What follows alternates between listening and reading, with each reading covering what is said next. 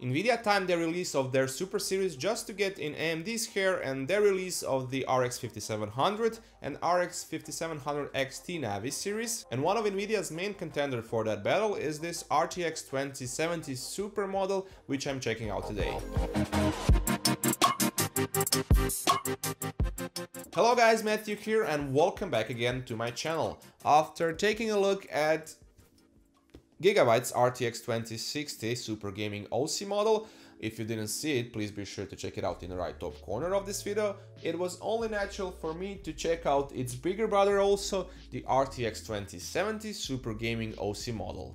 And it's literally bigger as it stacks up a bit higher on account of the upsized massive aluminum heatsink which it carries, but it still remains a 2-slot card. It's also divided into 3 sections which are connected with 6 6mm copper heat pipes, cooling off the GPU, a part of the 8+2 phase power design and video memory. The fan setup is the same too. We have 3 80mm fans, with the middle one, as I mentioned in my RTX 2060 Super Gaming OC review, spinning in the opposite direction for better airflow pressure. The outer design is basically the same, still a bit underwhelming build quality wise in terms of that top plastic shroud, and with a pretty simple looking and clean metal cover plate on the back side of the card. We also have some RGB lighting on it, which is controlled using Aura's engine software utility, but nothing that will blow you out of the water since it only has this glowing Gigabyte RGB logo.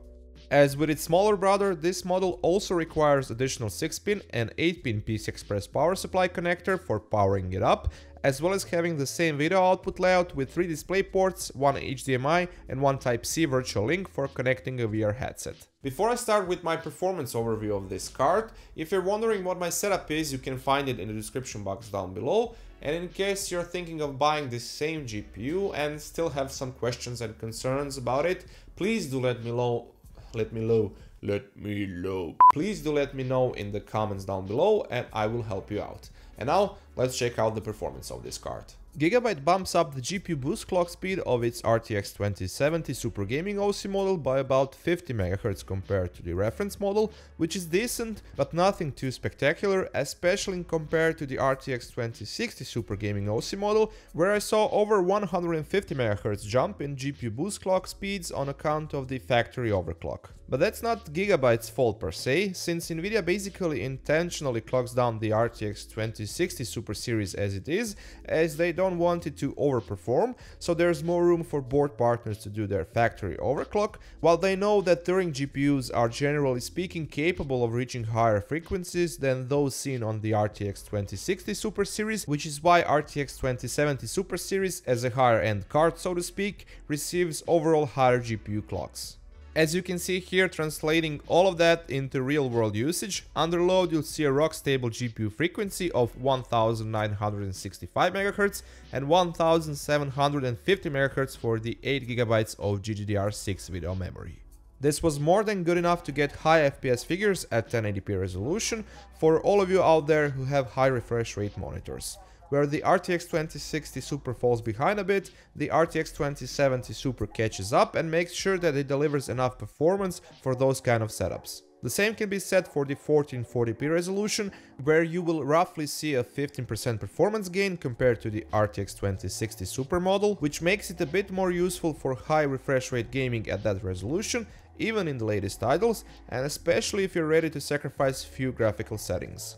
I'm also fairly certain it can cope with 4K gaming while delivering around 60 FPS, of course depending on the title and settings. Manually overclocking the card further, I was able to get the GPU clock speed above 2100 MHz in games using these settings shown here, as well as close to 16 GHz effectively on the memory speed, which additionally bumped up the performance of the card by around 10%. As for the temperatures, I was seeing mostly around 60 degrees Celsius basically under any circumstance, even under firmware load, but here the GPU clock speed throttles down in favor of the GPU temperature and lower fan speed, but less compared to the RTX 2060 Super Gaming OC model, since this one has a more capable cooler. Idle temperature sits anywhere between 40 and 50 degrees Celsius, depending on your ambient temperature situation and chassis setup, which is high, and that's because the card runs passively without any fan spinning when the card is not under load.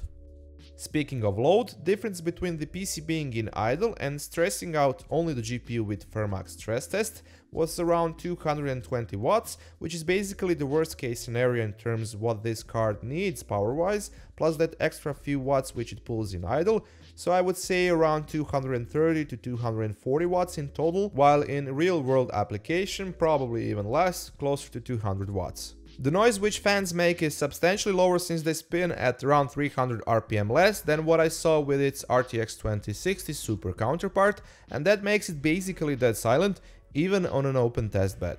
Here's a short sound clip of the card under load, while also showing the sound meter for a measurement comparison.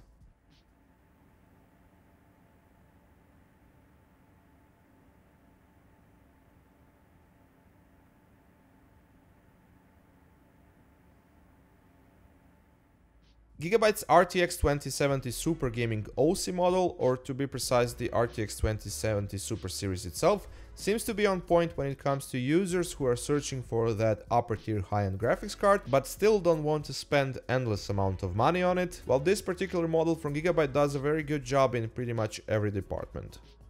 That's it for this time from me. Thank you once again for watching. Toss me a thumbs up if you enjoyed my content, that really helps a lot. And if you like what you saw, feel free to subscribe, and if you already are, be sure to press that notification bell down below so you don't miss out on a new video. And until then, catch you later guys.